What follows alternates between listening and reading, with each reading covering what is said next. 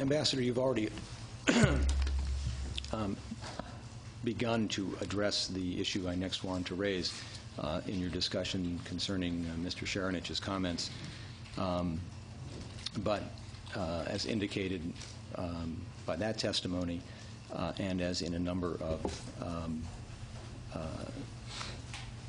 paragraphs in the 92 tourist statement, President Tudjman's position on the return of Krajina Serbs was that they simply couldn't come back.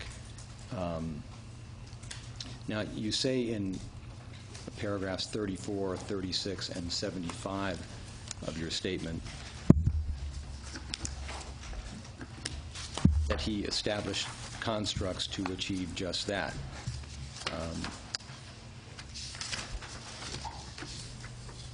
Refer to the 30 days to return or lose property, and then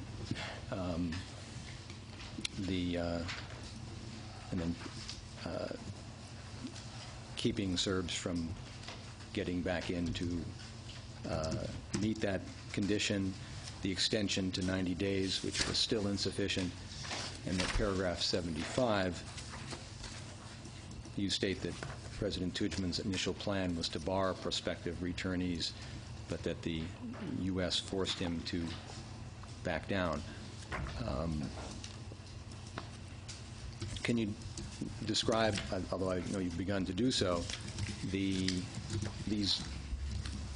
barriers to Serb return that were erected and how they were implemented and their success? There were both legal and practical barriers to Serb return. Tudjman referred to these people as optanci, as people who had opted out of Croatia because they had left. And initially in August, Tudjman, Croatia said that anybody who didn't return in 30 days and register for Croatian citizenship would not be able to return to Croatia and would not be, and their property would be confiscated. At which point then the confiscated property would become part of the overall settlement between of property claims in the former Yugoslavia. In other words, and of course the idea was that Serb property would be offset against Croat property, Croatian property that had been seized or destroyed in eastern Slavonia and in Bosnia and that sort of thing. It was a way to guarantee that people would get absolutely nothing. Under U.S. pressure, the deadline was extended for 90 days in, I suppose, sometime in September. Then it was this deadline was eliminated sometime in December, and in '96, again under intense pressure from the United States, Croatia agreed that Serbs could return. But that wasn't the end of the story, because in fact nobody returned. Or almost nobody returned. When the few people did try to return, they found they couldn't get visas if they were in Serbia. If they tried to recover their property, the local officials would never return it. There'd be people living in it. Nobody would evict those people who were living in it. So as a practical matter, there were virtually, the system was set up to guarantee that there would be no returns, and until 2000, there were virtually no returns, or very few.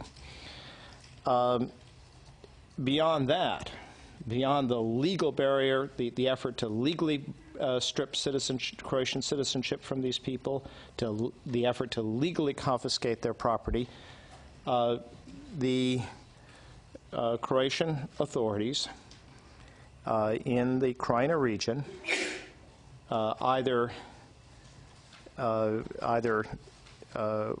ordered or permitted to happen the systematic destruction of the greatest part of the Serb property, so that And once your house was burned and all your possessions looted, your farm animals were killed or stolen, there was nothing for you to return to. And this, incidentally, was a very marginal part of Croatia. I mean, people, it had a very low income. It had suffered from 4 years of total isolation. People were living at the margin. So you take away their house, you burn their house, you take away their property, you kill their farm animals. There's no way that anybody can return there and make a living. And I believe that was intentional policy, either in orders to destroy the property or Excuse me, with regard to that, I just object with a belief in that score. Mr. Kehoe, that's the answer the witness gives. He's not asking for beliefs, of course. Yes. There's a need to further explore on what his belief is based upon, but it's not a reason to intervene. Please proceed. Okay. Again, either that this was on orders or something that the state authorities permitted to happen because it served their purposes. Mr. Digger, could you please explore the factual basis on which these one belief or the other belief is based upon? Of course, Your Honor.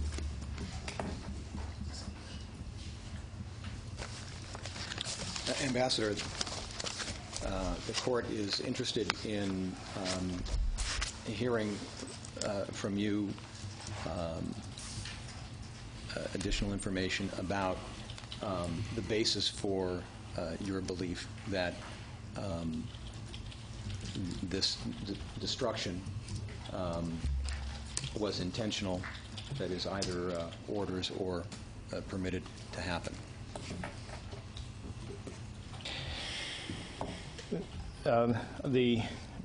Yes. First, this was an area without a population. The people who were there was the Croatian military in the immediate aftermath of Operation Storm. So they were in control, and this wasn't like the Krajina Serb army or some of the other armed forces. This was the most disciplined military and the best military in the former Yugoslavia, in my view. So there they were in control, and while they were in control, and almost from the start, the looting and burning is taking place. I describe my own observations in Petrinja of going there, I think on the 6th of August, a few hours after it fell. Again, the Croatian military fully in charge, going back there on the 9th with increasing signs of looting. I had embassy officers down in Knin coming, I think, the 7th or 8th of August. It's in the diary for the precise date. Reporting as they were approaching, first as they came up through Drniš, seeing recent destruction, coming into Knin where buildings were on the outskirts were being burned. One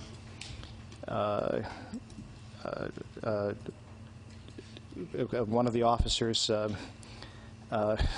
coming up to some Croatian soldiers and saying, you know, the house is on fire. Are you going to do anything about it? And then realizing that these were the people setting the fires. And again, given the scale, I don't think that you can argue that these were, and how long it took, the period of time over which it took place, I don't think you can say that these were isolated incidents. So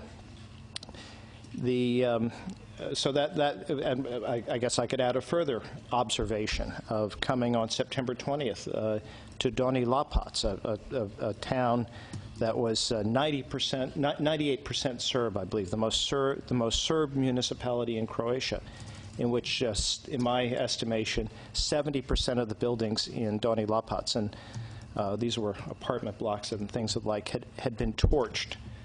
None of them had been damaged in fighting. They had been systematically torched, and all the ones that hadn't been torched had been looted. So, again, given the nature of the Croatian state, given that it was a disciplined military, given that it was an organized and efficient state, I cannot accept the idea that these things happened spontaneously. I can think that they only happened because the Croatian state authorities, Tudjman and the gang around him, wanted this to happen.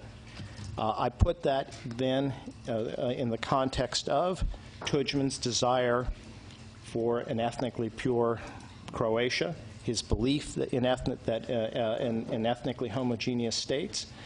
I put this in the context, as we've already discussed, of these laws, these utterly unfair laws that were intended to deny Serbs Croatian citizenship and to confiscate their property. I put this in the context of comments which I heard from lots of Croatians that the Serbs were a cancer on the Krajina Serbs were a cancer on the stomach of Croatia. And finally, as I look at the transcripts of some of these presidential meetings, you can see, for example, Šušak boasting about how Grahovo is now ethnically clean. So these are all the reasons why I believe that either this was on orders or something that was permitted. And I can't say, because I don't have a smoking gun of some direct order, but I cannot believe that this happened except for it being something that the Croatian authorities, that Tudjman wanted to have happen, or was pleased was happening as it was happening. Excuse me, Your Honor.